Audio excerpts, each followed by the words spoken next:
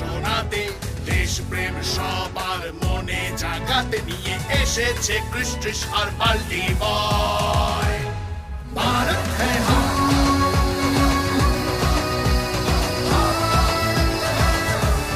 ভারত হ্যায় হাম।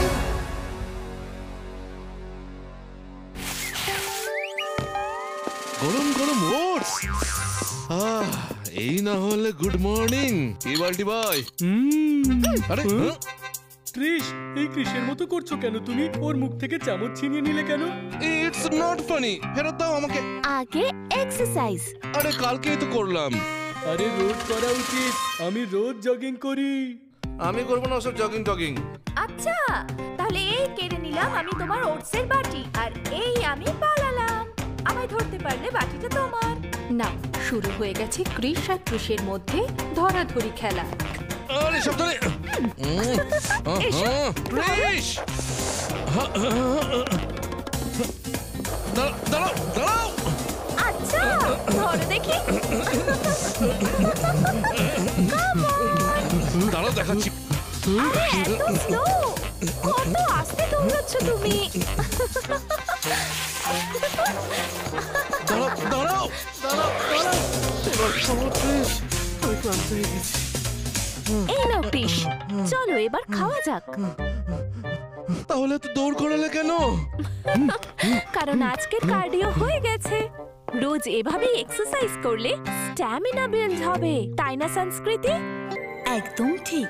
যোগা, মেডিটেশন আর পুষ্টিকর খাবার শরীরকে সুস্থ রাখে। বুঝতে পারলে কিছু?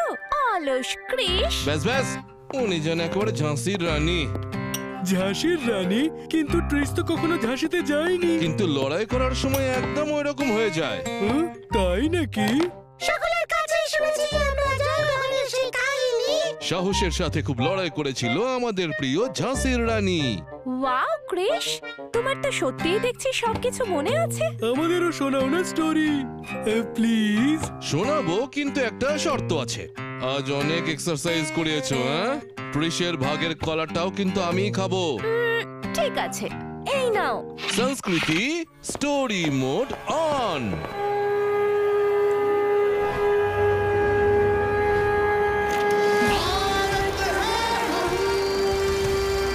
মণিকর্ণিকা অর্থাৎ রানী লক্ষ্মী মাইয়ের জন্ম 1828 সালে বেনারসে এক ব্রাহ্মণ পরিবারে হয়েছিল।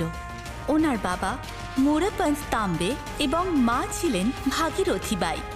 ওনার মায়ের মৃত্যুর পর বাবার চেয়েও বেশি পেশোয়া দ্বিতীয় বাজিরাও মনুকে এক ক্ষত্রিয়র মতন বড় করেছিলেন। নানা সাহেব আর তাঁতিয়া টোপের সাথে তলোয়ারবাজি করতে করতে উনি কবে বড় হয়ে গিয়েছিলেন বুঝতেই পারেন।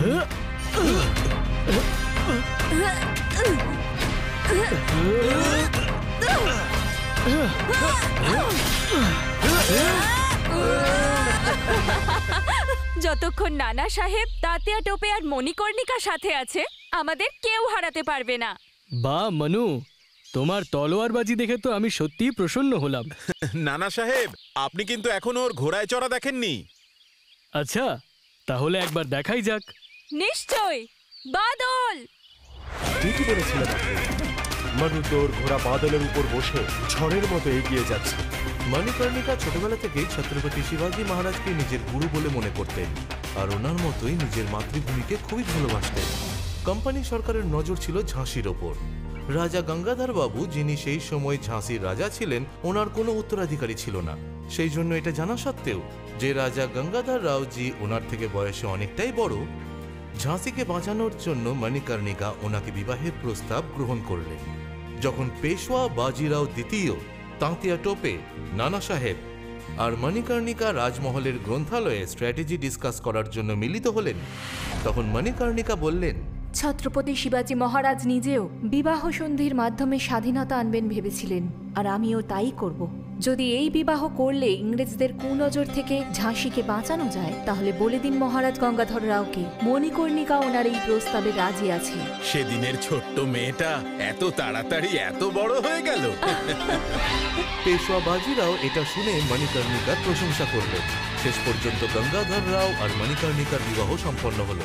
নিজ নিজ ঘোড়ার পিঠে চড়ে যখন গঙ্গাধর রাও আর রানী লক্ষ্মীবাই ঝাঁসির দুর্গে প্রবেশ করলেন, তখন প্রজারা ওনাদের দেখার জন্য ভিড় করলো।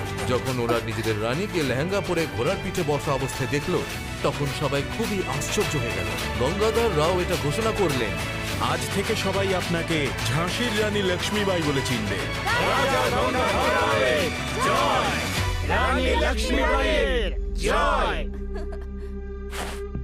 ঠিক তক্ষুনি ভিড়ের মাঝখান থেকে একটি ময়ূরপুচ্ছ শোভিত ফুলের তোড়া রানীর পায়ের কাছে এসে পড়ল। এটা কে করলো? এটা শোনা মাত্রই ভিড়ের মাঝখান থেকে একটি মেয়ে বেরিয়ে এলো, যাকে দেখতে অবিকল রানীর মতো। আমারই মতো দেখতে এই মেয়েটির নাম কি? ঝলকারি। ঝলকারি আমার জন্য কাজ করবে? সে তো আমার সৌভাগ্য হবে। রাজা গঙ্গাধর রাওয়ের জয়, রানী লক্ষ্মীবাইয়ের জয়। Double role. শুধু চেহারাই নয়, ঝলকারি বাইয়ের প্রকৃতিও অনেকটাই লক্ষ্মীবাইয়ের মতনই ছিল। আর সেই জন্য খুব তাড়াতাড়ি ও রানী লক্ষ্মীবাইয়ের একজন অন্যতম প্রিয় সেবিকা হয়ে উঠল। ঝলকারি রানীর ছায়ার মতন সব সময় ওনার সঙ্গেই থাকত। রানী লক্ষ্মীবাই শুধু ঝলকারিকেই নয়, তার সমস্ত প্রজাদের নিজের পরিবার বলেই মনে করতেন। সবাই তাদের নতুন রানীকে পেয়ে খুব খুশি ছিল, আর তারা সবাই রাজকুমারের জন্মের অপেক্ষায় ছিল। কিন্তু জন্মের সাথে সাথেই রাজকুমারের মৃত্যু হয়। রানীর মন খারাপ, রাজা অসুস্থ, আর এই অবস্থায় ঝাঁসিকে ছিনিয়ে নিতে চাইছিল ইংরেজ সরকার। মেজর অ্যালিস, ঝাঁসির গঙ্গাধর রাওয়ের নিজের কোনো সন্তান নেই। আর ইস্ট ইন্ডিয়া কোম্পানির নতুন আইন অনুযায়ী যদি কোনো হিন্দু রাজা নিজের কোনো সন্তানকে উত্তরাধিকারী না করে কোনো কারণে মারা যায়, তাহলে তার রাজ্য ইস্ট ইন্ডিয়া কোম্পানি অধিগ্রহণ করে নেবে। ঠিকই বলেছেন ক্যাপ্টেন মার্টিন। তার মানে খুব শিগগিরই ঝাঁসি আমাদের হবে। ঝাঁসি কখনো ইংরেজদের হবে না। মহারাজার আমি সিদ্ধান্ত নিয়েছি যে আমরা ওনার ভাইয়ের ছেলেকে দত্তক নেব। আজ থেকে এই বালকই হবে আমাদের দত্তক পুত্র, আর ঝাঁসির যুবরাজও হবে এই দামোদর রাও। ও বড় না হওয়া পর্যন্ত এই রাজ্যের দায়িত্বভার আমি রানী লক্ষ্মীবাইয়ের হাতে তুলে দিলাম। মহারানী লক্ষ্মীবাইয়ের জয়, রাজকুমার দামোদর রাওয়ের জয়, রাজা গঙ্গাধর রাওয়ের জয়। কিন্তু এই আনন্দ বেশি দিন স্থায়ী হয়নি। মহারাজ গঙ্গাধর রাও প্রয়াত হলেন, আর কোম্পানি সরকার ডক্ট্রিন অফ ল্যাবস অনুযায়ী ঝাঁসিকে দখল করার সিদ্ধান্ত নিল। ইংরেজরা বলতে চাইছে ডক্ট্রিন অফ ল্যাবস অনুযায়ী দত্তক নেওয়া পুত্র দামোদর রাও উত্তরাধিকারী হতে পারবে না। কিন্তু নিজের সন্তান আর দত্তক নেওয়া সন্তানের মধ্যে পার্থক্য ইংরেজরা করবে হয়তো, আমরা নয়। ভারতীয় সংস্কৃতিতে ভগবান শ্রীকৃষ্ণ দেবকী নন্দন হওয়ার আগেও যশোদা মায়ের পুত্র হিসেবে পরিচিত হন। তাই আমরা আমাদের পুত্রের অধিকার কাউকে ছিনিয়ে নিতে দেব না।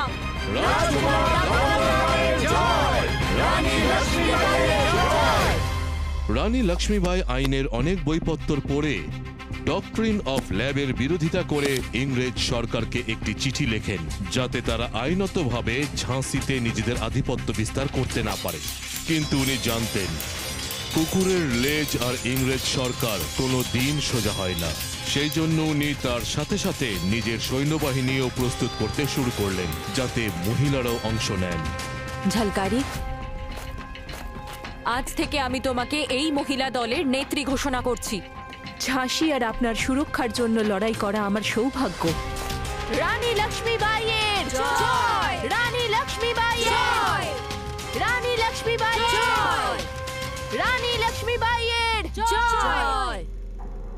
শুধু ঝাঁসিতেই নয়, দেশের কোনায় কোনায় স্বাধীনতার আগুন জ্বলে উঠেছিল, যা নেভানোর জন্য ইংরেজ সরকার স্যার হিউরোজকে পাঠালো, আর সে এক বড় সৈন্যদল নিয়ে ঝাঁসিতে আক্রমণ করলো।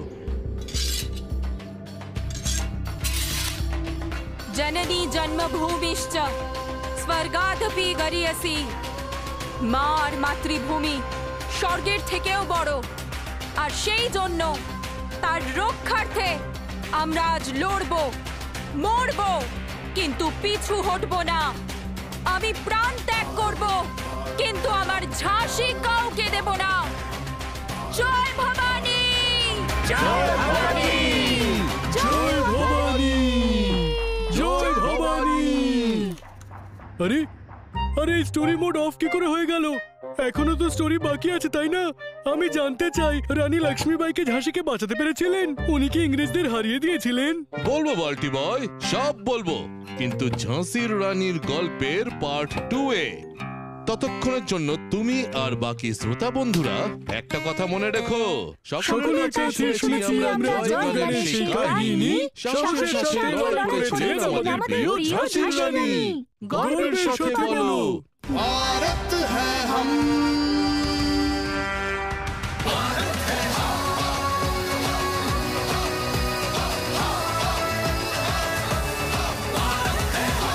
বন্ধুরা, এই গল্পগুলো শুনতে যদি আপনাদের এত ভালো লেগে থাকে তাহলে ভেবে দেখুন দেখতে কত ভালো লাগবে। দেখুন ক্রিশ ট্রিশ বাল্টি বয় আমরা ভারতবাসী প্রতি রবিবার সকাল 11টায় দূরদর্শনে। আর আমাদের স্ট্রিমিং পার্টনার হলো অ্যামাজন প্রাইম ভিডিও আর নেটফ্লিক্স। Stay tune.